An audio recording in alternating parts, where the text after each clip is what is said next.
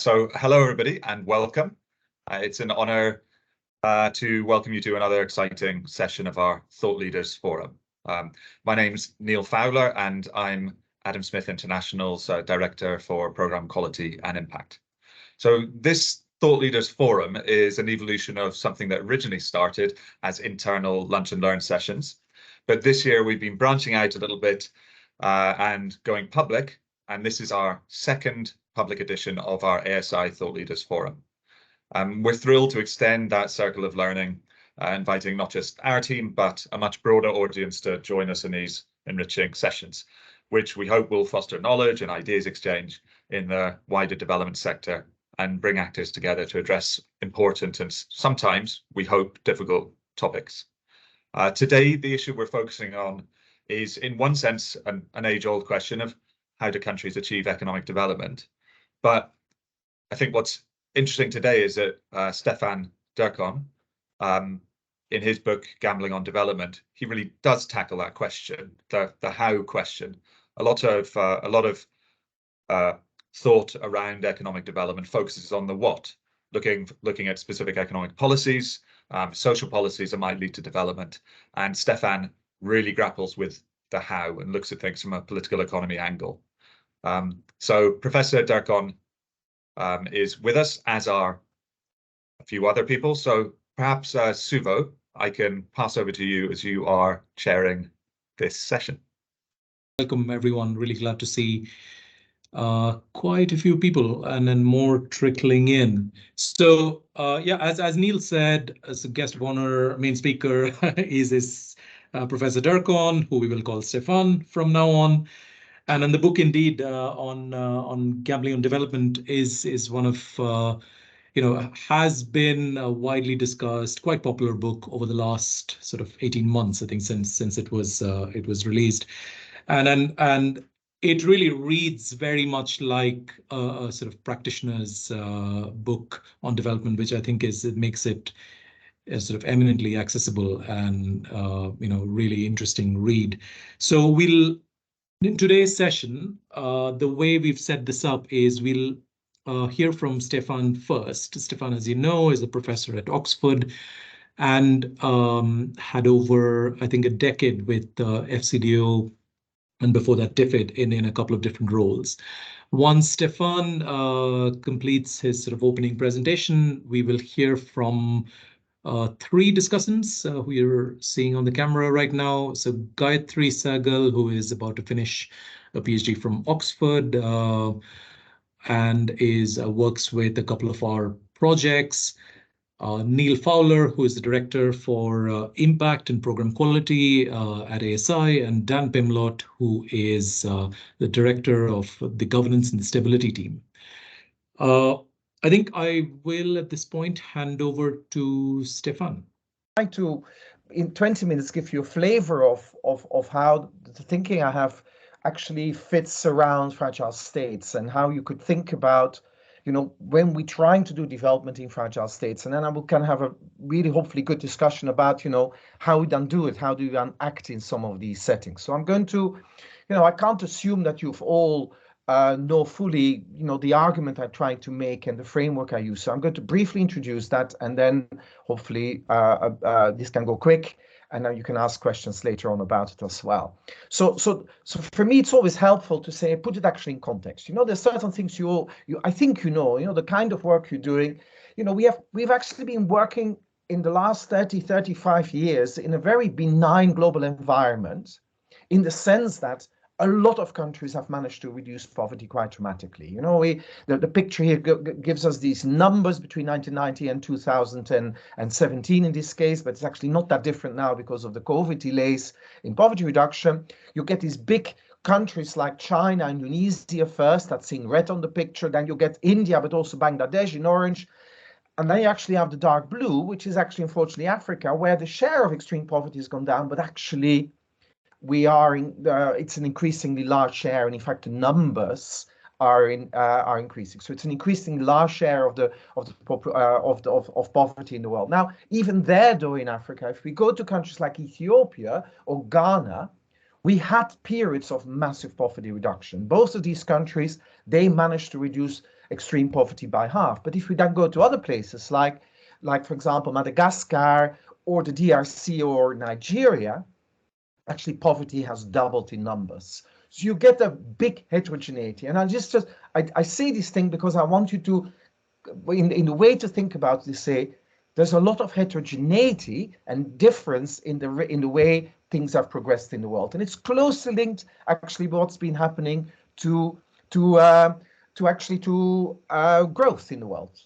You know, the countries that have made progress, they've typically also been able to grow, and there is actually over the longer term a very, very strong correlation between growth and poverty reduction. That's not to say that growth creates the poverty reduction. No, it's much more to do that similar factors that actually help to create the growth tend to also make sure that inclusion and other actions around social protection, about health and education get attention. But there are these countries, and it also shows a bit of the benign environment. You know, the average growth rates of economies per capita, per person, for developing countries was for lower income countries something like 2.6% per year over 30 years since 1990. For middle income countries, it was even 3.9%. Now, these numbers are important because if you do it 3.5% per capita, then you're now 3 times as rich than you were in 1990. Then 30 years later, you're 3 times as rich. So lots of these countries actually are 3 times as rich as other places. So it makes also this kind of point of countries staying behind. And some of the most striking ones and of the larger countries are places like the Democratic Republic of Congo or Madagascar that have actually succeeded since independence, halving their GDP per capita. Now, the stock take is really, and it's helpful to actually have that in mind. Globally, it's a benign period. It's been happening. And that does mean that we need to understand why is it that in that context, a lot of these places, many of the ones that you work in, but also in, other places like the DRC or Madagascar, why do they actually ended up staying behind? While overall, there was actually quite a benign situation, you know, and I know there's also people from Pakistan on the line. Pakistan didn't do too badly, but it is well below, again, that average growth rates for lower income or lower middle income countries that it has achieved. So there are these countries that definitely didn't do as well. And I think all the countries you're involved in, you have this problem. But why do I emphasize this? Because it means you can't just go and saying, it's all the global economy. It's all north-south relationships in a simple sense. There are countries that took advantage and other countries didn't. And that's for me actually a big part to actually what I wanted to write a book about, how to understand these differences. And is this question, why do some of these countries that I list there make this progress and others like, you know, the DRC, the Nigerias, the Sudans, the South Sudans, why didn't they make the kind of progress? Why didn't Pakistan do as well as Bangladesh or India? These are quite important questions. But again, even amongst the successful countries, without having the time in this talk to go into it, you know, the happy families are not happy in the same way. They're actually happy in very different ways as well. To actually paraphrase Tolstoy here on happy families, the happy countries are different as well, the successful places as well. And then you get a lot of failures and so on. Now, the usual explanation is it's all institutions. People actually read the evidence around institutions very weakly. You know, often the most popular book around institutional development is like Why Nations Fail. But that book actually says all these things have deep historical roots. Deep historical roots means that it's very hard to understand why at some point or another a country begins to behave differently. It is very hard to understand why, for example, Bangladesh was described as a basket case by Henry Kissinger around 1980, and then by 1990 it was emerging as actually a remarkable successful story for development. It's very hard to understand why in Ethiopia then, around 2005, a very different phase of development started happening. It's very hard to understand China in 79 if it's all just history. History matters, and I'm not going to say that much about it. History matters, but actually it's not enough. It doesn't help us to explain, and not least because many of these successful places in recent times were actually very different. They were very imperfect. You know, if you read Why Nations Fail, it says, oh, well, they managed to get rule of law, perfect governance, no corruption, and the whole thing. They got a functioning democracy. And I start looking at successful places in recent time.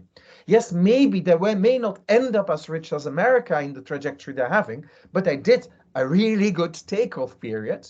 And some of them are autocracies, some are even places with dictators, other places were quite imperfect. And in fact, you get almost any time of any form of institutional development kind of places that you actually see progressing. And the main thing is they were very imperfect, okay? And we can talk more about, you know, how to think of autocracies, democracies, and so on. Let me do it in a simple line here. On average, autocracies and democracies amongst developing countries didn't perform better. There's no difference between them. The only difference between autocracies and democracies is that the variance, the spread, is much larger for autocracies. It means some of the best places were autocracies, but some of the worst ones as well. This leads me to say, tend to like my democracy, because at least I can pick my leaders, and I don't have to gamble on whether I have a terrible one or a really good one. I can actually do this. And so there is a correction system in democracies, but it's not that they on average perform so much better than others. Anyway, it's also something about the policy side. Okay, so, and a lot of people said, well, it's all policies. In fact, that was the lot of people that write, and in the introduction it was mentioned again, you know, a lot of people that say, oh, it's all to do with policies and so on. Yeah, of course it matters. In fact, I want to go to a theory or kind of a framework, I should have said, a framework where I said agency is central. The way people act, the people that are in power are acting, and their behaviors today really going to determine whether we have growth and development. So policies matter, but it's not as if there is a simple recipe for it. You know, there's a lot of work on that, and many economists, definitely more pragmatic ones like me, would actually say, well, there's lots of ways you can do it. And if you look at the countries with success, they did lots of different things. Ethiopia did it very differently from Ghana. Indonesia did it differently from China, and they still made really substantial progress both in growth and development. And so this is quite an important thing. What probably is the case, that most of these countries, they had reason in what they were doing. They were not doing Nigeria with 11 exchange rate, or was it 7? I can't remember. But we had a lot of exchange rate under Buhari in the central bank. If you want to do macroeconomic stability, 7 exchange rate, especially if you then control who has access to which one, especially your friends and family, it's not a good idea to run an economy. And indeed, I was yesterday even talking to a key advisor to Buhari during these 8 years, and he said, we wasted 8 years under Buhari in development, basically because he had stupid, unreasonable policies in that thing. The question then becomes is actually to understand, you know, why is it that countries do reasonable, manage to start acting reasonable in a way and begin to progress? And why do other countries do unreasonable policies? And especially, it's not that you have to do one recipe. Actually, you could have lots of recipes that are seen to be able to be successful. And again, history matters, but I want to put agency central. And so my whole argument is all the time about what we need to understand is the underlying elite bargain in a country. And let me explain that and then tell you a little bit more about fragile states in this respect. So it's actually very helpful then to go, and in fact, this is an economic historian, Douglas North. It's worth reading. Violence, Social Order is his last book. Actually, though, almost the first page or the first 10 paragraphs are the most useful one, because he's brilliant at summarizing their argument. And basically what I take from this, the very first paragraph of the book, is that basically they say, well, what is a state? Well, a state is a solution to violence. And it's very helpful to think in terms of fragile states here. It goes back to a long time to writing about Max Weber, about monopoly of violence and so on and so on. But basically, what does a state do? It's an institutional solution to violence. And what does it do? How does it handle violence? It actually handles it by forming a dominant coalition that actually controls access to resources and access to activities. So it sets up, it's actually in that sense, a deal around control amongst elite groups that actually that actually somehow makes this deal, and it has very deeply embedded in it what typically also people call a rent sharing deal. Who has access to the resources, including the resources of the state, and who has access to activities, who can do what in a thing. And it's actually a way of solving a problem of violence. And the importance here doesn't have to be everybody agreeing. It's typically about a dominant coalition. And this is the way I like to think about states, as an elite bargain of people with power and influence. Okay, and the elite is not just the political class or the military class. It often involves it will involve the business elite, often civil servants, very key players in it, but also civil society, intellectuals, and so on. And why I'm saying it's not because they have necessarily all power, but they have influence of the way what's going in the country. In fact, at some point I presented this, and the discussant was a former Ghanaian finance minister, said you have to recognize that the opposition is part of this deal as well, because the way they will behave, the way they will get people on the street, the way they may be even channeling conflict and violence is really part of actually this whole thing. They have influence as well. And we could think of plenty of places, where actually this was so central. I always loved thinking about Nepal in this respect, the way the civil war broke out, but actually elite players at some point pulled back and said, look, we have this power to turn this country into a country of total civil war, but it was the same elite players, Brahmins, all from both sides, Brahmins amongst the Marxist leadership, and they actually pulled back from violence and actually say, let's do a deal instead. And that's very much this idea, well, we prefer actually some form of coalition of peace and stability that there. But what is important for me, and there's intellectual roots to that, both in institutional economics, also political settlements analysis, whatever. But just to think of it, it's not just politics. It's not just who controls the state. And this is important when we work in development. We talk too much almost to the Minister of Finance, Central Bank Governor, and the Prime Minister or the President. It is an economic deal as well. And it's all the players behind it in this elite that will actually matter. It's an economic and a political deal.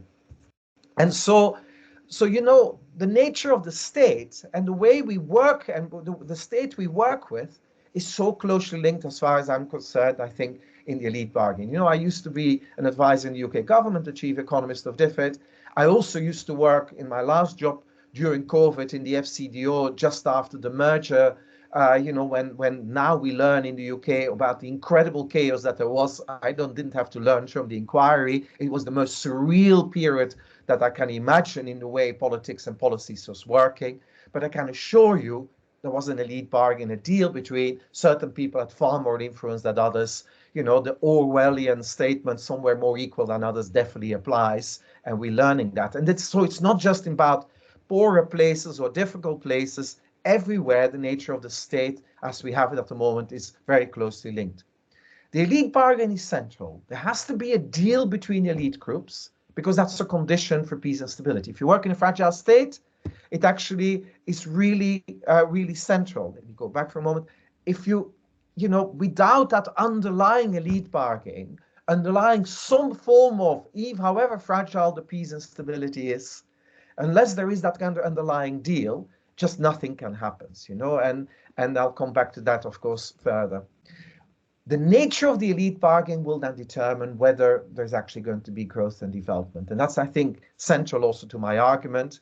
You have to understand, I don't know what that sentence, clearly something happened here, but you need to understand the nature of the dominant coalition of power and influence and what's underlying it if you want to understand what's going on. Now, you could have lots of elite bargains in countries, of course. You could go to the DRC under Kabila, under Mobutu, and I think actually under Tshisekedi now as well, where you actually say just a kleptocracy.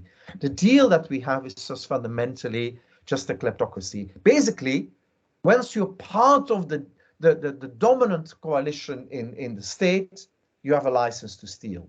You could have more power in that respect, or you can be left with some of the peanuts. But and take an example there. DRC has, I think, 51 authorities that can independently set taxes. So you work in a business, as I was at some point doing some research and some working, and I was in a business in the Eastern Congo, and you could get randomly a letter and simply saying, oh, tomorrow we're going to collect $1,000 from you. This particular tax authority will come. And by the way, we'll bring some soldiers to collect it, so just be prepared to have the $1,000 ready. By the way, it was not in local currency, it was the round sum of $1,000, some kind of, because we inspected and you hadn't really paid the taxes you had to pay. You know exactly what's going on. You also know exactly what you need to do. You hire some other soldiers. In this case, this was from Virunga National Park, so they have rangers. You basically get 10 rangers standing at the entrance. Well, these soldiers don't really want to fight, so they basically went away and never collected the taxes. That's basically how you have it. It's a pure kleptocracy that's going on. But many states, it's much more patronage based. If you collect it to the underlying elite bargain, it's a lot of patronage. In fact, democracies have often a lot of clientelist features, and what we mean by that is, the idea that when you are if you're in power, you need to give contracts or jobs of other rewards to the people that have brought you into power and will keep you into power. So of course, democracy often has this, that you end up paying off your marginal voters. So again, there's a huge continuing how far we go in this. And of course, if there's no elite bargain to start with, you will have just deep fragmentation, deep fragility. And that's, of course, the other part, the nature of the fragmentation we need to understand to actually get there. So let me move quickly further. And I'm not going to say a lot about that. But if you want growth and development, if you look at the successful countries, you can analyze, and that's what the book spends a lot of time on, that in many of these countries where growth and development started taking place, you can also notice that they actually managed to forge at that moment an elite bargain, not so much because they loved growth and development, no, because actually typically the elite, those in power, needed this, otherwise they were worrying that they couldn't stay in power. 1979 in China, they realized the state was going down the drain. The Maoist cultural revolution had really undermined all the stability in the country. Dogma was ruling everything, but they were really stagnating. 90% of the population was in extreme poverty. The reformers won the battle because they needed to find another way to get legitimacy to their people. And so basically you can understand 79 as a moment where the elite bargain was arguably the same, but they changed what actually was central for it, and it became pragmatic economically. It doesn't matter whether the cat is white or black, as long as it catches mice. And you could argue all the way to President Xi, although it's now changing, the elite bargain all the way up to him was probably all about growth and development. It's definitely changing. It's another conversation. India in the 1990s, Bangladesh also in the late 1980s and the 90s, very much somehow in different ways. In India, getting a consensus around economic policies that actually was deeper than just the government doing some liberalization. Even by 1996, BJP started campaigning on growth and development. And now you think all these parties seem to be all very much needed to show that they're better for growth and development and so on. Bangladesh is there, Indonesia in the Suharto, Ethiopia 2005. Meles Zenawi loses the elections. They had lost a lot of legitimacy through an internal strife in the TPLF and almost a coup in 2002 or in 2001, 2002, almost a famine in 2002 or 3. Basically, they say, our survival as a regime is going to be totally dependent on delivering growth and development. And that became the central part. Think of Rwanda. It's a very similar thing. A minority in power needs to find a way of getting legitimacy and so on. So success requires an elite bargain that actually has a strong shared commitment in the elite, those with power and influence, and doing it. And as really important to understand, it's usually not out because they really would love growth and development. No, if they love growth and development because they think it's a strategy to maximizing their own rents, usually it's about seeking legitimacy. Maximizing rents makes it also a gamble. We know of endless examples, also think of India, where actually the elite forces begin to change, partly because of growth and development. In so many countries historically as well, growth and development changes. You have newcomers in the elite, new aspirations of groups. It changed also the politics dynamics. That's why it's a gamble. That's why elites often are very reluctant to change. They love the status quo, they understand it. If you want to understand the DRC and Nigeria, think of it, it's all about an elite bargain for the status quo. Change is extremely risky for those people that have power and influence in these places. By the way, that's the same in Pakistan for the military. Change is really hard, and so they don't really want a much more growth and development oriented, despite all the language they had. So what to do? And that's where I want to end in a moment. You know, without an elite bargain for development, it's actually really hard for outsiders, you know, organizations like yours, to actually be effective. You have to actually understand that and willing to take that. If the objectives of those people in power and influence is development, as it was in Bangladesh for long periods, as it is in, and still is, I think, as it is in India, as it was in Ethiopia, as it was maybe is in Ghana, it's actually quite easy as outsiders to work with them because they want actually the same thing. You're coming in with resources for development. Well, they also want to do it. Now, I'm not saying it's without trouble and without issues and as if it's all clean and there's never corruption. Of course not. But broadly speaking, they want to progress. That's when the outsiders can act. The problem is if there's no development bargain or even no elite bargain, a real fragile place, you know, we need to be very careful because we behave as if they all want development. We may behave that the Ministry of Finance in Somalia really wants development, but you can actually question that. They probably, first instance, want to be in power, and maybe development is not necessarily the best route for doing that. They love the resources. They all love tax reforms and revenue collection, but maybe that's not really what they're interested in. And then actually some of the things we do, we risk making it worse.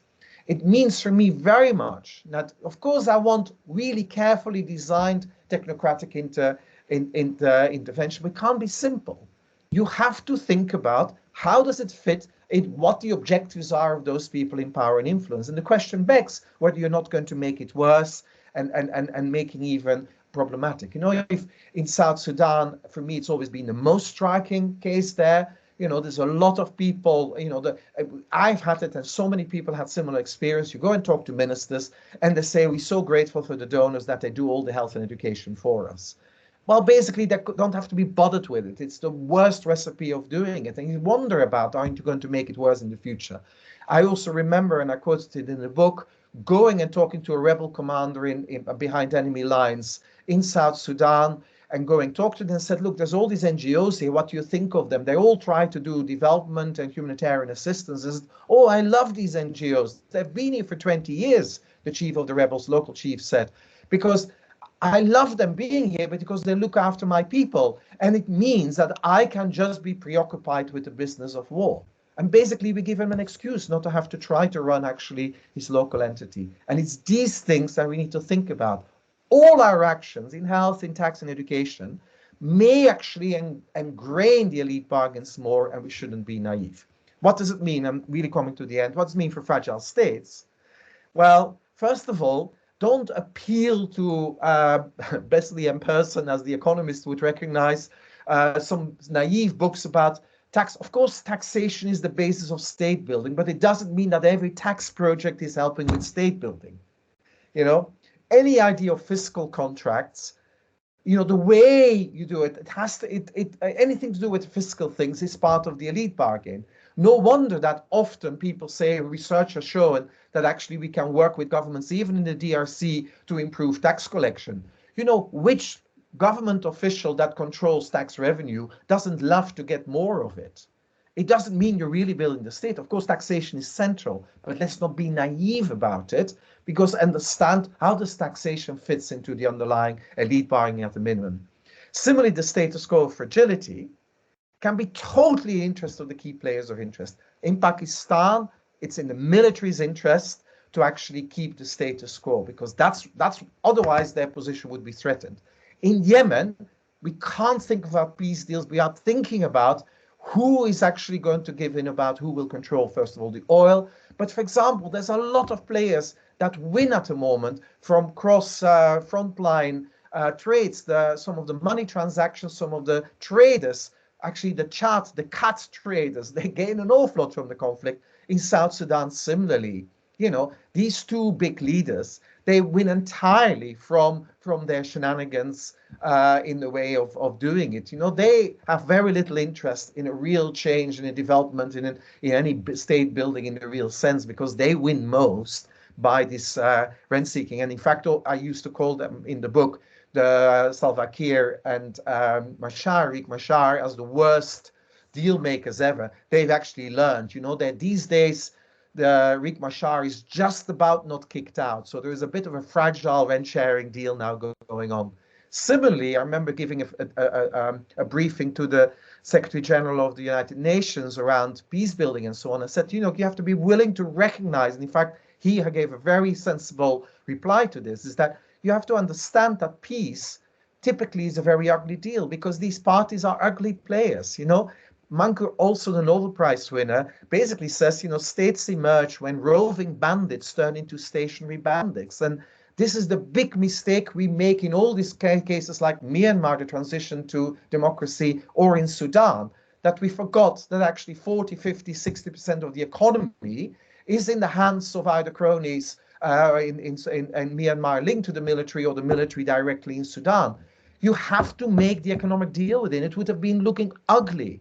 Now even all the fighting, and some really interesting writings going on about the interest between the militia and then the regular army, it's all about rent deals. And we need to understand that peace dividends needs to be paid. And unfortunately, it's not about the ordinary people. Peace dividends need to be paid, otherwise there won't be peace. And similarly, aid in these very fragile places is part of the rent sharing deal. And you have to be willing to accept that, but you have to be smart about it. You have to think about it carefully. The way I use it, does it actually help this longer term bargain? Does it actually help it? And we need to be so much more smartly in the way we operate there, and recognize finally that in changing geopolitics as we experience these days, this won't be as benign a period anymore as we had between 1990 and 2020. And we'll get also the outsiders, the donors, and all the other players. Everybody will act far more for the short term and not for the long term. You know, we used to worry about China and then the West, whatever, in some of these places. Both of them were still fortunately playing long-term games then. Now it's all short term. That's going to be a real mess. And I think that's where I want to end. For those who are a bit more the economist or so, I wrote recently a paper on the political economy of how you actually then do economic advice in such worlds. And maybe some of you will find it interesting too. Sorry, I overran a little bit, but thank you. This is incredible. And Stefan, please stay on camera if you can. This was great. I think you know, yeah. I mean, we expected no less in terms of the breadth of the topics you've covered, in the number of people you may have provoked. You know, if you're lucky, offended through your opening remarks. So. Excellent, and thank you very much. Thank you very much for that. I think yeah. I mean, just again, it's really good to sort of get into the question of like how do we get to growth, right? And that's seems to be the question that you've looked at to begin with, and then I'll just provide, like, I mean, you know, a couple of comments before I hand off to my fellow discussants, and then we'll open up to the broader audience, you know, who've joined us today. So the first question is, you know, again, don't want to be, yeah. So the question about, you know, how do you sustain growth over a long period, right? Like, are these elite bargains that you're talking about, are they enough to sustain growth over a long period beyond just giving us spurts of growth? And you know, the China example shows that, you know, it can be a 40-year period of growth. Bangladesh shows that maybe it can be like a 30-year period of growth, you know, slipping into authoritarianism and fraying at the edges because of climate, etc. But okay, how do you do that over a sustained period? That'll be something to, you know, we'd like to hear more about. I think really brings home the point. There is no single recipe, right? So we know the ingredients, we don't know the recipe. I think that's an interesting formulation. I think it just underlines the point, and something I like about the book, which is that the humility that there is no grand theory here, right? Like this is going to vary from one place to the other. It is just going to look really different. And we need to study what happened in the different contexts to understand what led to the conditions that led to growth, right? So that's another point that stood out for me.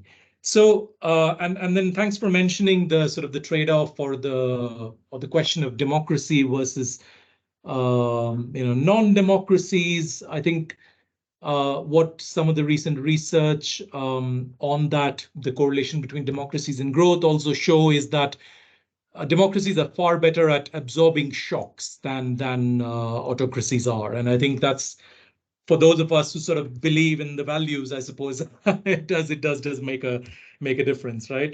Whether we live in a democracy, which is, for in India, for instance, following a Hindu rate of growth for like 45 years, but we were a democracy for most of it, fortunately, I would say.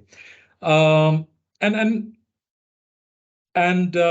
finally, on the question of fragile states, I think what would be good to come back to later is, we work in these fairly fragile contexts, and then your last slide had some good points on, don't go blindly into like a tax deal, or don't go blindly into like a particular kind of programming. But I'm sure my colleagues here will have some questions about, so how do we actually then operate, right? Like what's the right way? The title that we gave to this event is one about bargains or betrayals. We're effectively seeing a series of betrayals in some of the countries where we work, where the deals or the bargains between elites are precisely the kinds that will keep populations where they are or make their lot worse over a period of time. So in the face of that kind of betrayal, what do we do as sort of, I think most of us here are sort of external actors in the context where we work, and what do we do, and what do we do, and where does the combined force of what we call development diplomacy, trade, defense, etc. What instruments do we have as an international community to weigh in? So I think let's not get into responding right now. I'll hand over to my fellow discussants who will probably have a few more such questions, and then we'll come back to it. So in the first instance, let me invite Gayatri to make her arguments. Gayatri.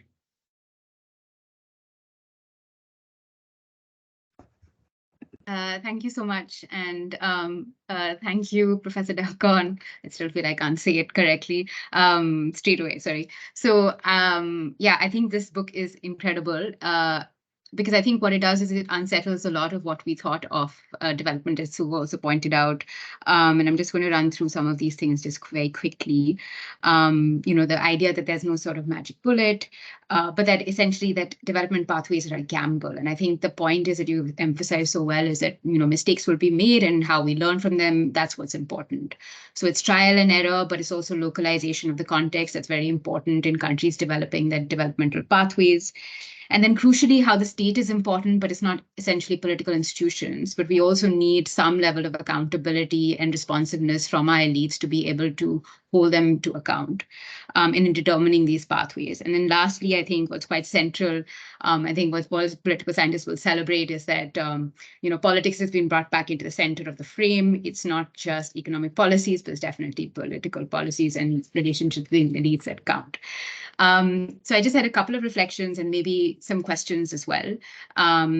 So I think the first is, if we're talking about, as Uwe said, long-term growth, then I think I'm wondering, if we need to consider really about who these elites are a little bit more, unpacking who these elites are and how particular growth episodes are experienced by these elite groups. So who benefits, who loses from a particular growth spurt, and it might not be equally felt. So for instance, if the economy is dominated by, those who have a very close relationship with the government, it's likely that they're going to propose they're going to prefer certain institutional arrangements that definitely further their interests, definitely further their rent-seeking opportunities. So perhaps I think, there are several scholars who have pointed this out. I'm by no means unique in sort of talking about looking at these interests and incentives of these organizationally powerful elite groups and understanding how they affect growth, because this goes back to this whole idea between the trade-off between growth and stability, right? So sometimes it's if we move too quickly, or if things move too quickly and certain interests are not very well represented, or feel that their long-term interests are not being captured, even making that gamble to begin with is hard to see. So how do we sort of think about this on a long-term level?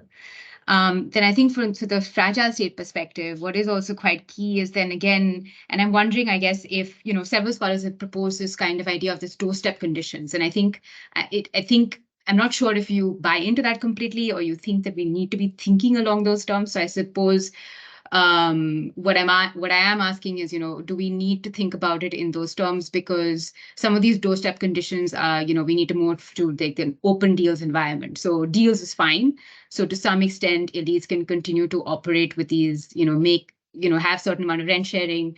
But the fact is that these deals are not only exclusive to particular groups. Other groups can come into these arrangements and partnerships. And so you have these opportunities for growth. So Indonesia as an example of this sort of context.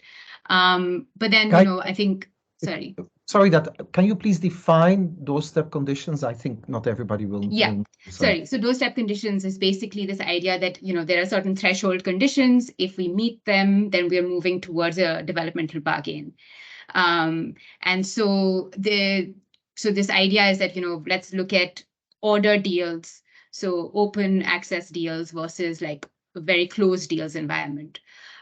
Second aspect is, Bates is somebody who talks a lot about revenues. And so if you increase revenues, and as you said, perhaps revenues is not the answer, but definitely there is a level of trade-off between being predatory versus the state having revenue. Second, other conditions are possibly, strengthening the state itself. So many development programs are focused on state capacity so centrally, because again, the state's capacity to monopolize violence, but also its capacity to be the central institution is seen as quite critical. So again, I'm just wondering if you feel like these are like important conditions, or in fact, if conditions is even a framing that we need to hold close to our hearts when we're thinking about these issues. And then lastly, I think I have one more after that.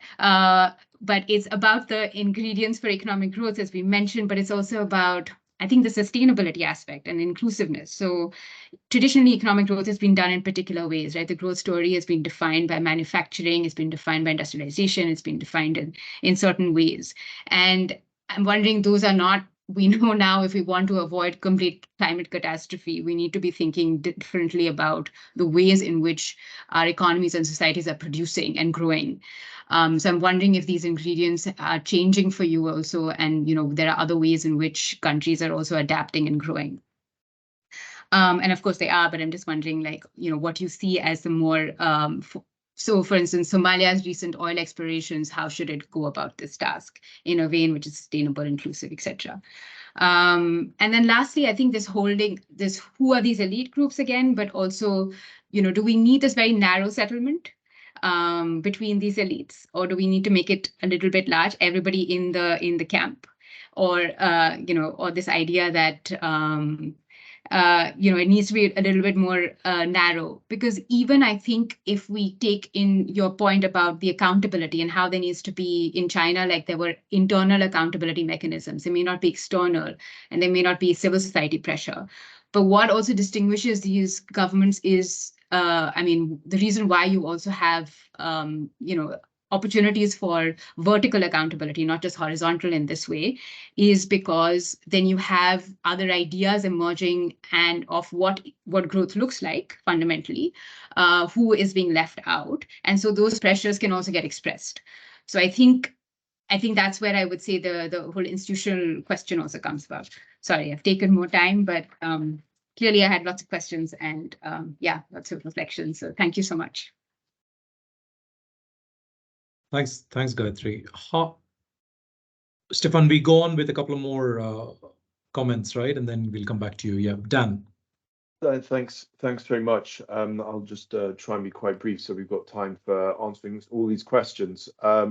really fascinating discussion and really enjoyed reading your book. It's unusual to. It feels like there was a period, a sort of golden age of big thinking in development, and a lot of the books that I've seen you reference in some of your other talks, sort of came around a certain period, and this feels like a contribution to that genre of thinking, which is kind of like increasingly rare, which got me kind of thinking about why it is that aid doesn't have it's lost its mojo. I think when I started working in the sector 10 years or so ago, it still had a kind of starry quality to a great lot of hope attached to it. It was still post MDGs, pre SDGs, and I think that it's lost a lot of that allure, politically there isn't the support for it that there once was, and so the political support for sort of investing in ambitious, transformative programs with sound intellectual bases, like I think you're essentially advocating for here, is a lot less present than it once was, and that's for a range of reasons. But there is a big question for me about how you get back to this kind of big vision and sort of ambitious sort of leadership role, which I think the UK has historically been uniquely well placed to play, and actually I think still does retain that despite its sort of disruption of the last sort of 7 years.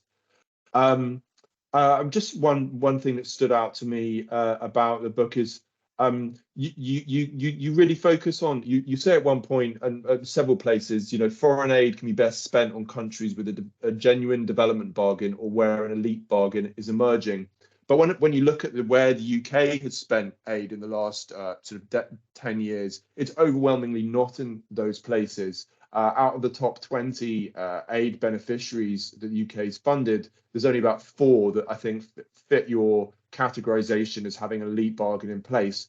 So, I suppose that sort of makes me think 2 things. One, how are we doing with those other 16 places? Have we got the right kind of approaches in place? And, what should we be doing? And I know your book kind of addresses that in some ways, but, interested to hear, how we're doing. And secondly, is it really realistic to focus on those countries? Obviously, you can achieve more in Ethiopia with £1 of development aid than you can in Afghanistan right now. But aid is going to flow where our national interests lie, and where security, the places which are most needy, as well as those places with the greatest potential for change. And so there's a sort of a tension there, and it seems like that tension is going to remain with countries which need it most, need the support most morally, as opposed to ones where they can benefit most from the money. A third thing is this is the kind of latest. This elite bargains focus is a sort of latest in what I've seen as an iteration of ways of focusing more on local politics and less on technocratic solutions. When in 2011, when I started working in aid, it was all about local ownership. Everything had to be local owned. Then we saw, increasing growth of sort of focus on political economy approaches, political economy and conflict analysis, thinking and working politically, problem-driven iterative adaptiveness, issue-based approaches. And elite bargains has been something which was a feature of sort of the UK thinking of the last few years. But I haven't. So it's increasingly like a fundamental part of any program that I can think of that I've worked on. That there's a focus on political economy. Just a sort of geeky question, really. But the elite bargains approach is sort of. It was coming through the ranks as a sort of as a thought leader, sort of the leading approach, in about 2 years ago, and then it sort of disappeared off the tender documents and sort of directions that we get from our clients. So interested to hear what's happened with that. Final, very short point. Technology. I was struck by the fact that you don't really refer to it at all in the book. Which I think is because you're dealing with a lot of countries which don't actually benefit technology is not a central part of their development trajectory. But obviously the next 30 years might look quite different from the last 30 years. You know, ChatGPT has happened since you wrote the book. And I find it hard to think about how, you know, countries at the bottom end shouldn't, you know, why aren't we investing more in that? Why aren't we investing more in that? If you look at Afghanistan or Nigeria, one of the few sectors which is actually growing in a kind of modern way are telecoms. In Afghanistan, it was one of the fastest growing sectors of the economy. And yet we kind of sort of neglect it. And I know that's because maybe it's working well already, but I just wonder whether we should be looking at, bringing UK's expertise and leadership in that sector to bear on how we do development more, because at the moment it totally doesn't figure at all. Thanks.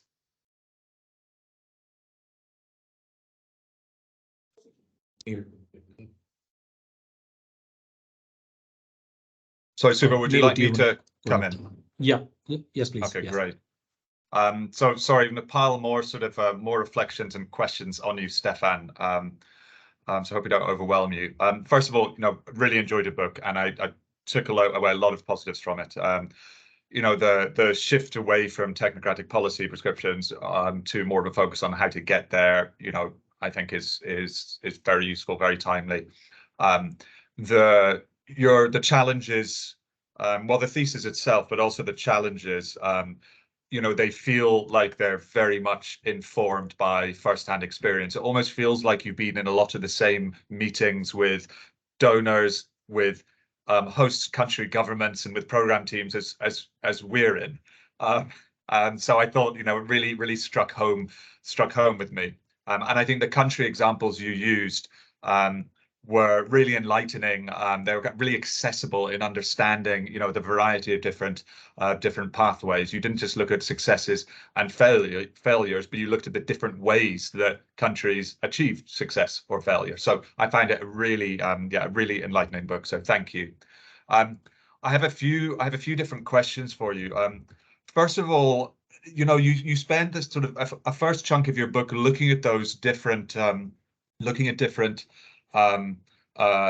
theses, if that's the right word, for growth, and I felt your book positioned your approach as an alternative to them, but I actually felt there was some complementarity, quite a significant amount. If I especially when it comes to Acemoglu and Robinson, it seems to me that good institutions can be a precursor or a platform for formation of a development bargain, or can be a consequence of a development bargain, as opposed to an alternative to a development bargain. So I thought there was a lot of complementarity there, and I'd be interested in your thoughts on that. Secondly, I thought that there's complementarity between William Easterly's concept of the cartel of good intentions and your work, and not in a helpful way, but I see that idea of the cartel of good intentions as a potential risk, right? I mean, a lot of us on this call, possibly at very close hand, have probably witnessed, questionable aid programs being designed or extended, and I think it's important to be open and honest about that. And those actors, implementers, NGOs, donors, and host country governments are very often in a position to kind of maybe tell each other that there's a development bargain, or the beginnings of a development bargain, as a reason to spend lots of money and implement programs, where really that isn't, that foundation is not in place. So I thought there was complementarity there, and I'd be interested if you do see your thesis as a pure alternative, or if you see linkages with lots of different approaches. So that was my first question about linkages with other theories. Second was you highlighted the changing geopolitical context early in your presentation, and I thought that was really interesting. I mean, the world in the last few years does seem to have shifted from kind of one based on a win-win concept of globalization to more of a zero-sum game, and reverting sort of back to perhaps a bipolar world. And I wonder, something I was asking myself is that going to make development bargains easier or harder to reach? On the one hand, I can see them as becoming easier to achieve, the primacy of security alliances might actually reduce pressure on developing country governments to implement particular economic policies in line with a certain orthodoxy, and it might give elites more space to form development bargains that are appropriate and that work for them. On the other hand, I can see it making them harder, because if aid spending is, pumped into countries on the basis of political or security alliances, then it might free elites up to ignore the need for a development bargain and just, seek rents from that, because there'll be essentially an absence of conditionality, whether hard or soft. So I thought, I'd be interested in your reflections on that. And then lastly, for now, the issue of credible politics. So you cite this as one of the features that you have found as being present in order to, when there's a development bargain. I hope I've got the language right there. And you describe credible politics as a kind of durable and legitimate political and economic deal. You support aid spending where there's something genuine and local to work with, rather than kind of vague language. Now, I see a challenge here, and perhaps this challenge is common to a lot of political economy thinking, in that the assessment or the diagnosis is sometimes easier than the prescription. And credible politics, I see, is one of those things. I wonder if is it ever really possible to identify credible politics without it being hindsight?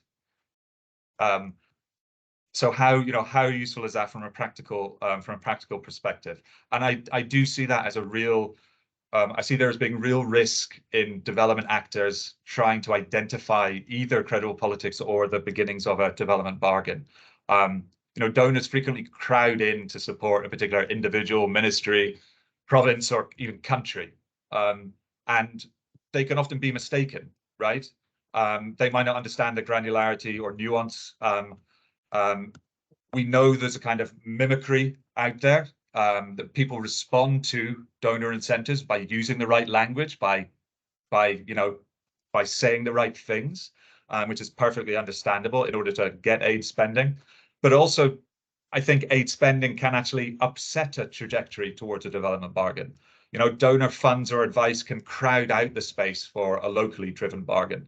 And I see that as something that we saw in Afghanistan. I see both of those things as things we saw in Afghanistan. Isomorphic mimicry on the one hand, but also very donor-driven strategies like the Afghanistan National Development Strategy, which were positioned as something that Afghan elites were crowded into designing, but actually they were very much donor-driven, very much internationally driven, and so there was an illusion of credible politics and the illusion of a development bargain that I don't think ever really existed. And I think the events 2 years ago have shown that the speed of the collapse of the Afghanistan state has shown that to be the case.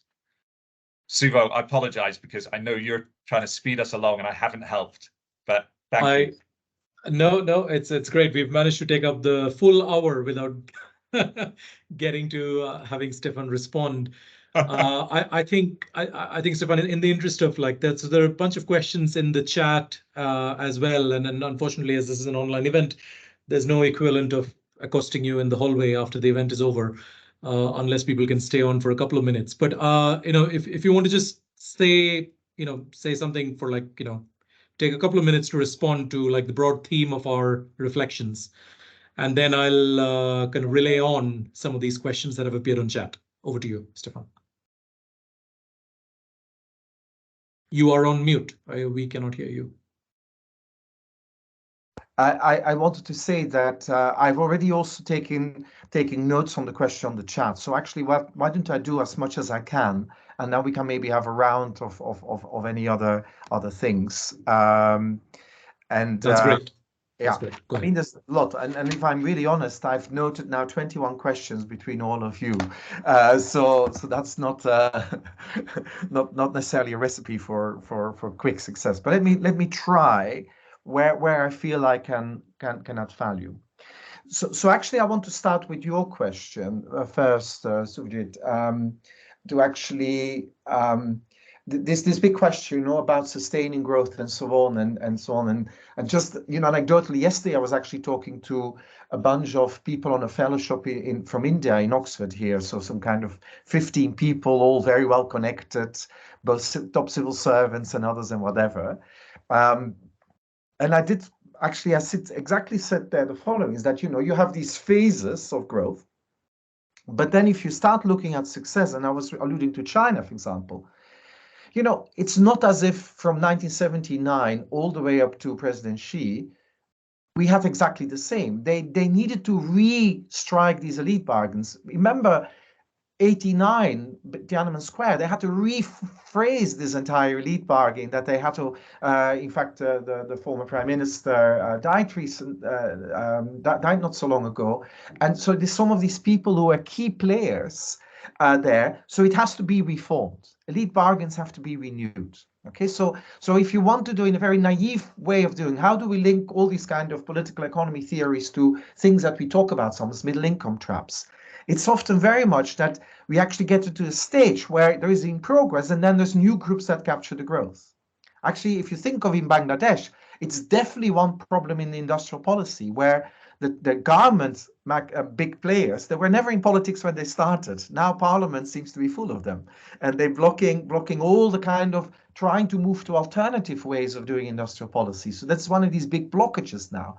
So this is where actually, there is something about, you need to keep this going, you need to renew this, not least because by nature, growth and change will get emerging new elites. So you need to find a way of bringing them in.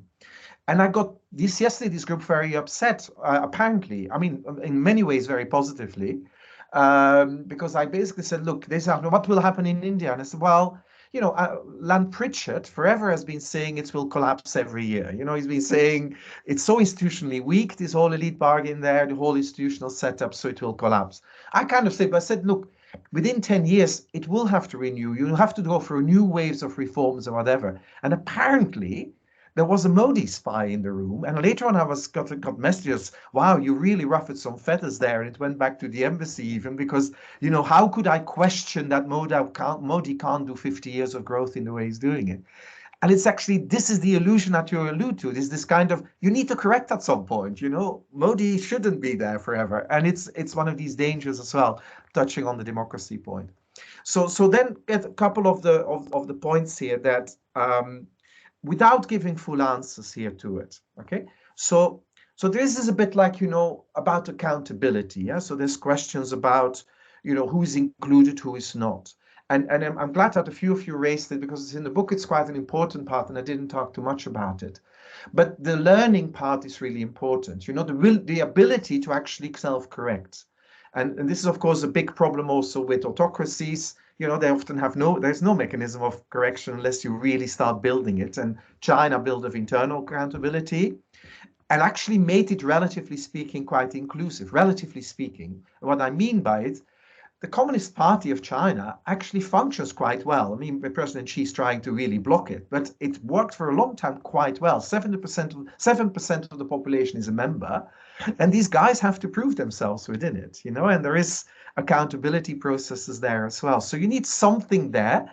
If you can't do it from external accountability, it becomes internal. Someone in the chat asked, can we get the skills to actually think through this and whatever? My main thing is actually a lot of the things I say, many of you know and recognize, and that's often the comment I get. The things I describe, you recognize.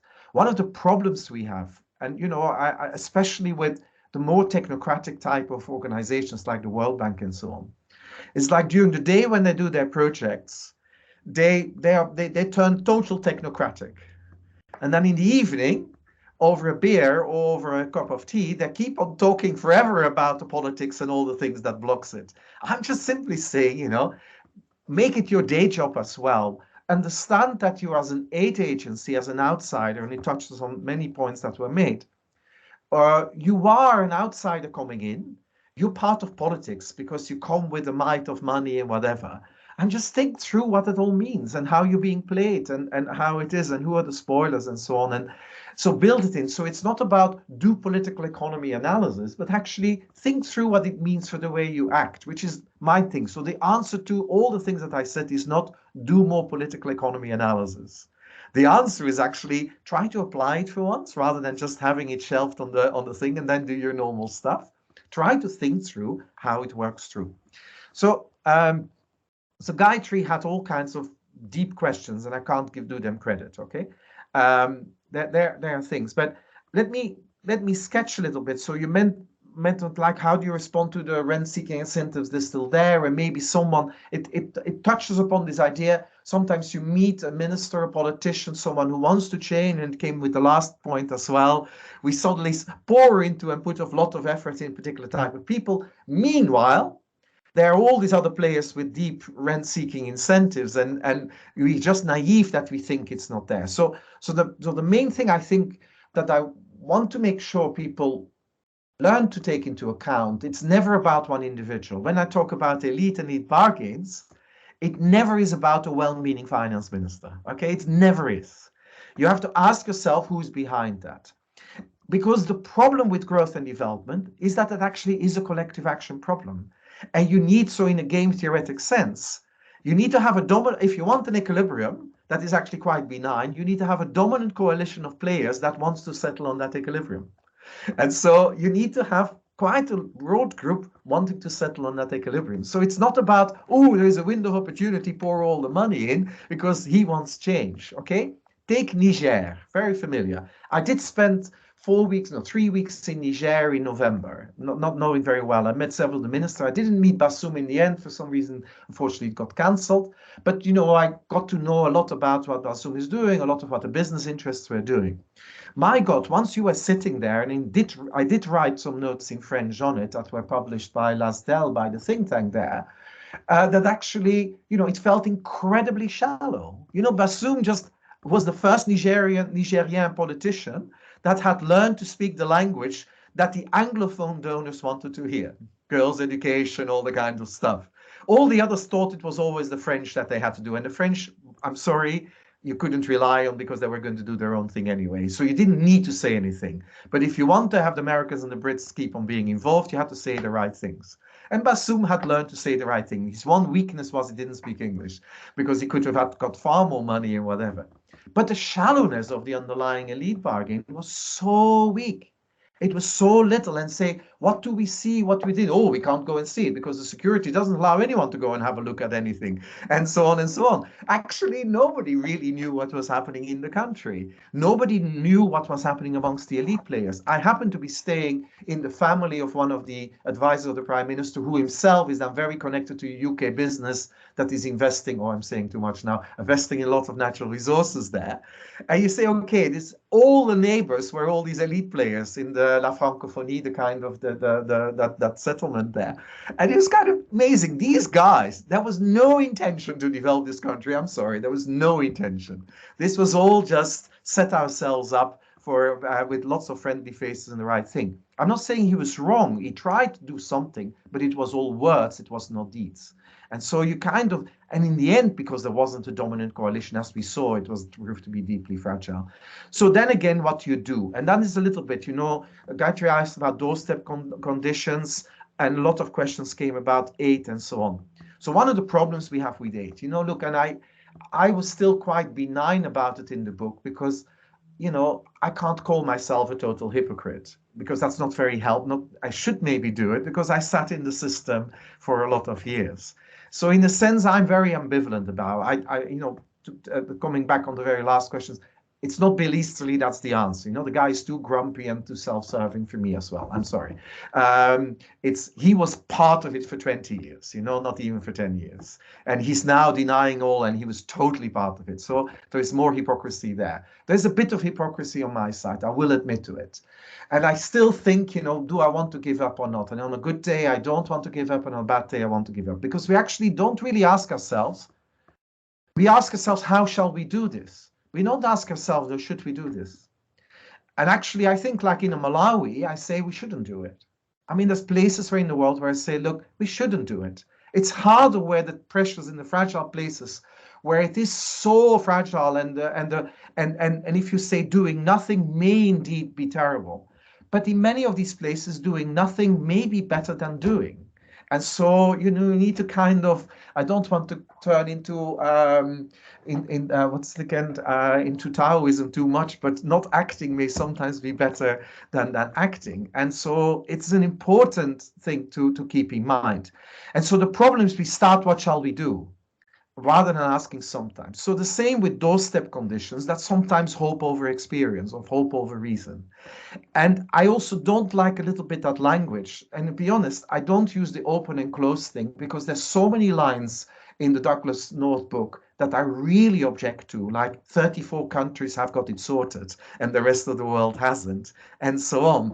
It is extremely binary. My framework is maybe binary, but I will admit it's much more thing. They, as an academic piece, make it very binary. You actually got the right institutions or you don't. And Asimov and Robinson have this. I'm not quite sure that these doorstep conditions can work. Sometimes it is not quite there, but I do like, for example, what in Myanmar, that was one thing that was brilliant when they did the telecom license there, that I said, look, we need to find a way of breaking the cronies' influence, and we're going to have once a tender where only foreign companies can bid. That was an amazing thing, because it had a very clear political and economic analysis around it, to actually saying, look, we restrict the tender, we have some conditions, the government cannot do this, we're not going to give the support unless it's only foreigners. And of course, this was smart people inside government also doing it. So you can think of things, but it becomes the design, let's not make it a recipe. Doorstep conditions as a recipe. It's a bit like IMF preconditions as a recipe. You get really worried. The greenness, where you need to go, I'm actually pretty simplistic about it, and I hope I won't upset people there, but I'm saying, if the oil in Mozambique, oil in Somalia, if we find ways of getting the political economy and the rent-seeking around sorted, suppose we can, I have no objection. It's their time to eat, and okay, it's their time to actually do it. So let's not make it a green as a problem on the fragile states and what they can do. Make it a problem in India, make it a problem of coal in Bangladesh now. Yes, I don't mind, but let's not go too crazy and around it. And of course, growth has to be. In fact, I write in the book somewhere, if the Growth Commission was written now, it probably, it's amazing that 15 years ago they didn't mention anything on to do environment and natural capital, and obviously it should be there. It should be there as a concern. Okay, so let me say a few things on the 8 and the way, and then pick a couple of the questions on the chat. So, so 8 has lost this mojo. I kind of like that, but in some sense, 8 played this role in this period, and that's, I think, I also want to not get lost. This is why I'm not with Bill Easterly. 8 was an important part in Ethiopia, in Ghana, in Bangladesh, even in southern India earlier, to actually getting a lot of the progress we saw. There was a development bargain there, and 8 responded well. And so I think there's plenty of places actually where we say it was an important part, If we didn't, as the UK, didn't put $1 billion together with the Australians into BRAC, there was still a huge gap in the capability of the government to deliver lots of these health and education services. So, this is money well spent. And southern India, going back to nutrition programs in the 80s, these were very important to do things. But because there was something emerging there. So why we're not having that much success now is because it's to do with increasing the countries, the correlation between fragility and where extreme poverty is an issue. Of course, then you correctly mention, well, what about the UK? It drove me to distraction, I'm sorry to use names, Mark Lowcock going to the International Development Committee in Parliament and saying, we used the model designed by me to allocate the aid. No, we actually kept on saying, we can give you a need-based model, but we don't want you to allocate aid on the basis of a need-based model. And this is still a bit like we spent far too much. We were part of the problem in some of these places. There was just too much money to spend in Pakistan at some point. There was just too much money to do it. And actually, you made the problem worse. So this is a bit like you can't do allocation of budgets for needs. It doesn't mean you have to do the allocation of attention to these fragile places. That is where the work is. But big budgets can't solve it, too much money, just handing out massive amounts of money to the Somalia government. I don't think it's going to help anyone. But actually finding the entry points of what you need to do. And a lot of the things we need to do in the fragile states is unlikely in the first instance about money. And this is why my sentence is, money is better spent in the places where there's actually a nascent development bargain or it's happening. But you then also have to be careful. For example, when there's a peace deal, don't pour in with massive monies and make it terribly worse, like South Sudan. Actually, just be careful. Be careful what you do. External resources are part of then the elite bargain, and you want to be careful. So it's a lot to do with what you do in these places, rather than just the allocation of budget. And it's the terrible problem in the entire aid community. Being allowed to pay attention to it is correlated to the size of the money you spend. That's the case with DFID, FCDO, it's the case with the World Bank, and so on. So big lending program means a lot of people, and it means you're in the wrong places paying the attention. You shouldn't pay it there with massive bucks. I was amused to hear the UK expertise about technology and so on. Maybe you've drank too much of the Sunak tonic. I will not want FCDO or DFID at the time doing technology, because nobody inside the organizations understands it. And I don't think we would have been able to do it. And by the way, the World Bank doesn't understand it either. Why telecoms was flourishing has a lot more to do with the political economy again, because there's no incumbents. That was a virgin territory. That's why it was all managed to be successful. And then it was a massive rent-seeking opportunity. Vodafone in Mozambique was not totally captured, but it meant that a massive amount of their money was being spent on lawsuits trying to get the predators away. So they said, how do we work in Mozambique? Is paying the best lawyers and having the best accountancy firms working for us from the country. But if you then go to the DRC, why was telecom successful? Why did it manage to operate? Because Vodafone made a deal with Kabila's sister, and that's how they spread the telecom there. Just let's be very careful. The interests are there, and I don't want to say more about telecom with Gayatri here, because she knows far more about it. And so I will not do this. But okay, so where are we with the kind of thing? Yeah, aid diversions. This is again a lot to do with, if you think carefully about the role that aid plays in the political economy, then you're going to not be surprised that there is aid diversion. You're going to know and realize and learn how to deal with this. And if you say, I can't bear it, then you say, well, okay, then you can't be there. You have to, if FCDO, DFID moved to a risk-based management system of corruption, and none of the senior leaders ever understood what that meant. Okay? If it's risk-based, it means sometimes it will happen. And of course, it's still based on, anytime it happens, we have to panic and we run away. And it's, you can't keep on the time that I spent trying to explain to ministers what risk-based meant versus no tolerance for any corruption. No, it's risk-based. It means you're not going to close all the programs the moment a corruption case is detected. Anyway, and then finally, geopolitics, I think. I want to say, there's the hindsight. Two more quickly. The geopolitics.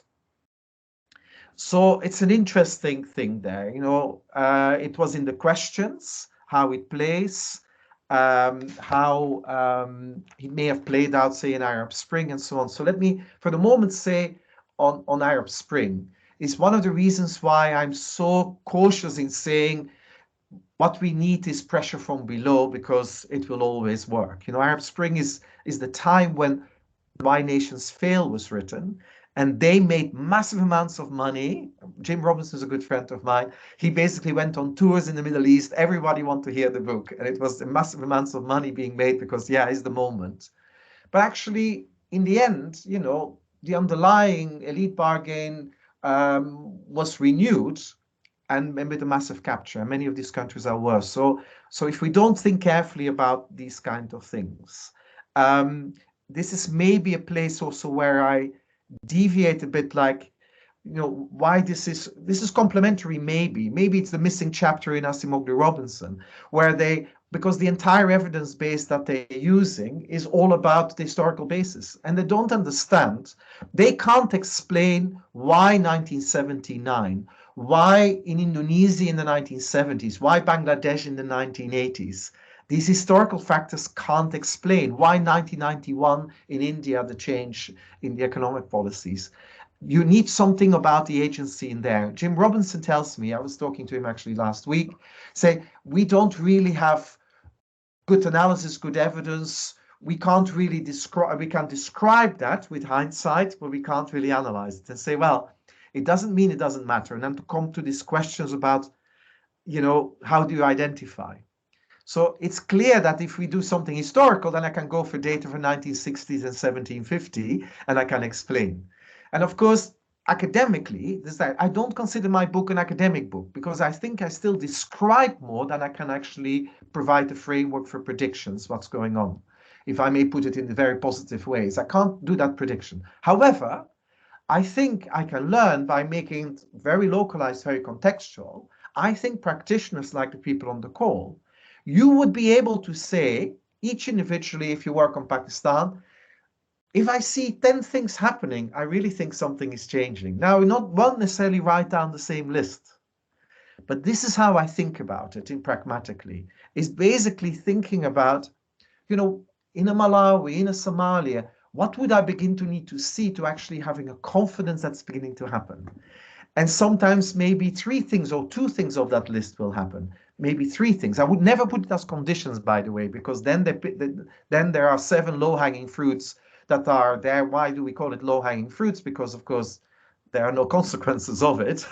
And then we have difficult things. No, we're talking about 10 difficult things. And if we begin to see them, we're getting an element of confidence. You know, this is a bit like the fact that they got the deal through in India in 91 for the economic reform, despite being a minority government. And the way they got it through is because the opposition left, which had supported the minority government, had walked out of parliament. So there was a consensus that actually it should be happening. Then actually you can say, okay, something is happening. It can actually get through in the minority governments, and so on and so on. So small things, bigger things, reforms of certain nature. That's how you can do it.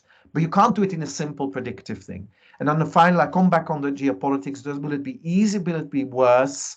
What will happen? Geopolitics matters. And of course, in some countries, it played a bigger role than in others. In the Sahelian countries, I've now spent last year several months in the Sahelian countries. I didn't realize how terrible the geopolitics of the French had actually created some of these things. It is different from also the Anglophones and so on that you had in even the Mozambican places. There, the deep connection, including economically to France, including through the franc CFA and all this kind of thing, you know, you got a much tighter thing that geopolitics created a lot of the elite. But having said that, in all these places, there's always agency still. And, you know, you get operators there. You know, Sierra Leone has far more natural resource investors than Uganda has for oil, not than Uganda for oil and Sierra Leone for other things, because it's actually the elite actually picks also who comes in. You know, it's not just the outsiders. You get the foreign players that you deserve sometimes as well. So you have an agency in it as well, but it's there. Will it become easier? I doubt it. And for me, the best evidence is how terrible things were in the 1980s.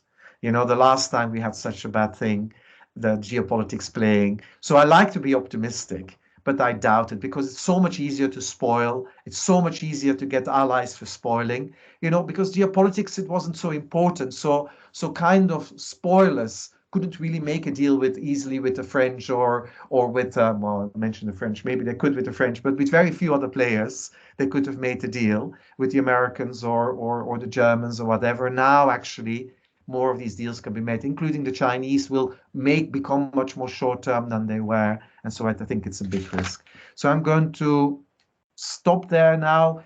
Iftikhar said something really interesting about illicit finance. It's a really good point. And actually one of the few entry points often as outsiders we have. And yesterday talking to this Nigerian chief advisor of Buhari, he's actually said he's amazed how it actually is beginning to bite.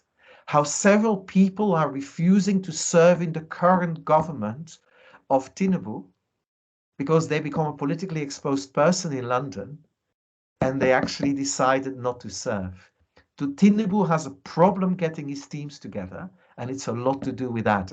And he said, this is the best news I've heard for a long time for Nigerian politics. And here in Oxford, Ricardo Soares de Oliveira is working on all these things, and it's exactly this point. We actually beginning to get to a situation around illicit finance, and it's not because of Africa, of course, because of Russia, that the rules are tightened. And suddenly the rules are tightened and more money is spent on the implementation. We actually beginning to change something in fragile states. Whatever Dubai will do and Singapore will do as illicit finance centers, they like their houses in London. And so it's the best news I heard.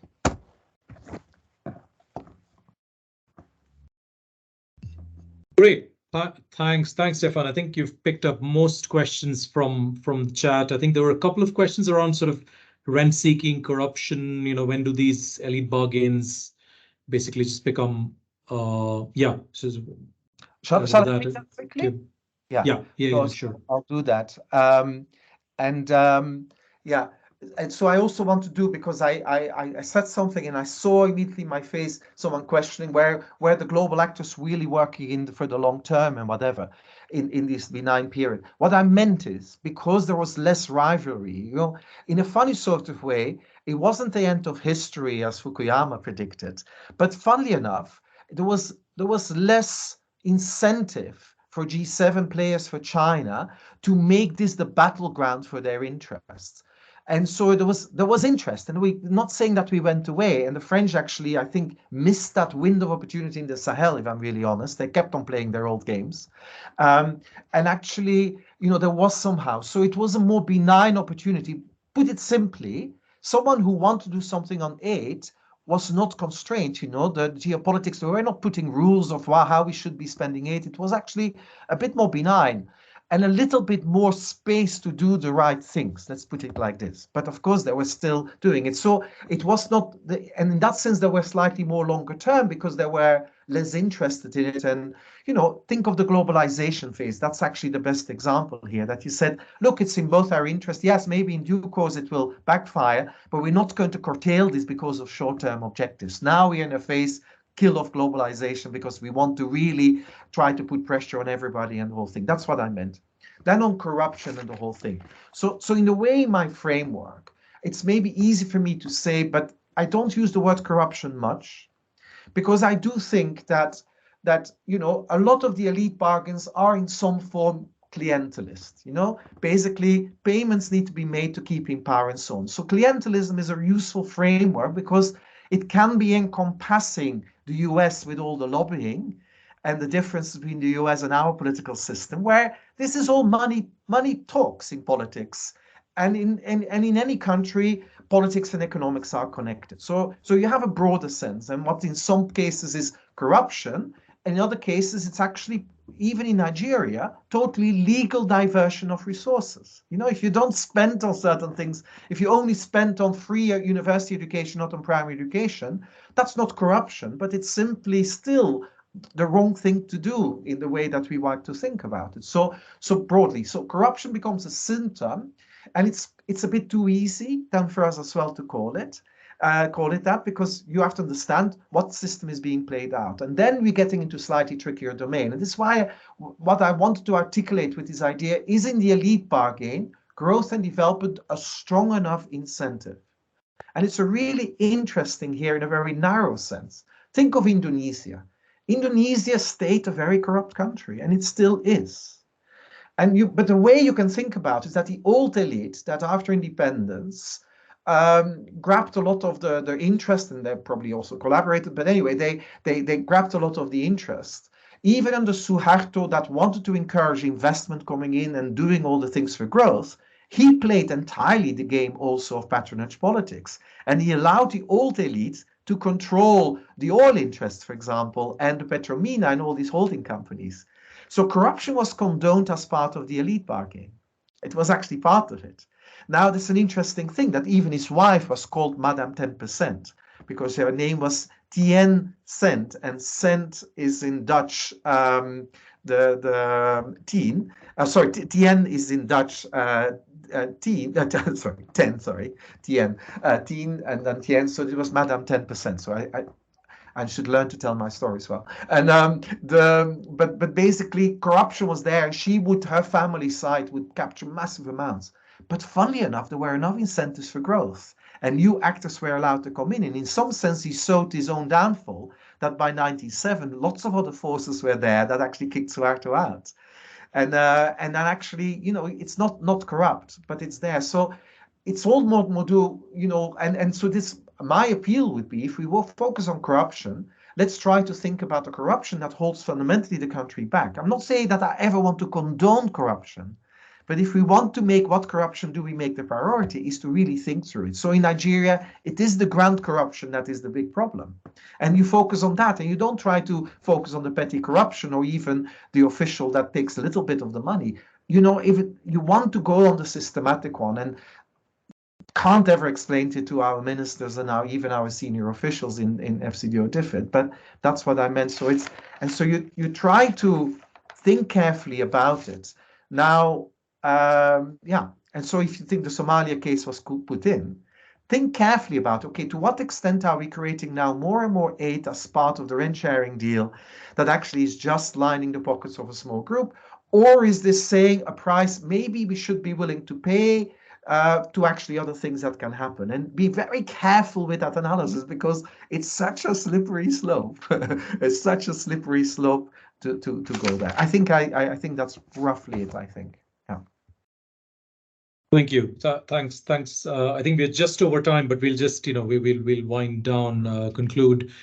Yeah, so just on that corruption point, I think the two books by Yun Ang are just like brilliant books on China, right? So one that covers how China grew, and second, dissecting between the different forms of corruption. So it's great. I feel like on the different countries that you've studied closely, there's no way to sort of do justice to what's in the book and to all the questions that people in the room have without doing maybe a country by country session, really, which we will take up too much of your time. But I am sort of excited that you might be coming to Somalia at some point, or doing some work, looking more closely at Somalia, which is a country of great interest to us. So really look forward to being able to engage. And I think some of our colleagues who are in this region will have an opportunity to engage with you face to face when that happens, I hope. But as we're over time as well, I think I just want to conclude by thanking you, Stefan. Thanks for taking the time. It's been a real privilege and really exciting to sort of engage with you through this process, setting this up, and really to hear you today. I want to thank my colleagues who've joined as discussants, Neil, Dan, Gayatri, for their points. Kete, who set this up, a lot of hard work that went into it. And then finally, I think we had about 85 odd people who joined, and then some who've asked questions. I'm sure even those who have not asked questions will go away with lots of things to reflect on and then think about. So thanks a lot. Thanks a lot, everyone. And see you at another such session shortly with another subject, another exciting speaker. Thank you, Stefan. Thanks a lot. Thank you. Thanks a lot. Thank you. It's always fun. Thank you. People drop me a line if you want to ask more things. I usually can't say no, so it's fine. I'll share your email address if that's what you're offering. I promise detailed answer, but yes, no, it's always interesting, and and keep on thinking, keep on trying, keep on, it's your own accountability as well. Are we doing the right things? There's the one thing that I liked and disliked at the time in DFID is that there were people that are always willing to critically reflect, are we actually making a difference or not? And then other people that you would ask, yes, I know it's absolutely useless what we do, but let's still program it because I got my program approved. And so just be self-critical as well. We're working in places where we can make it better.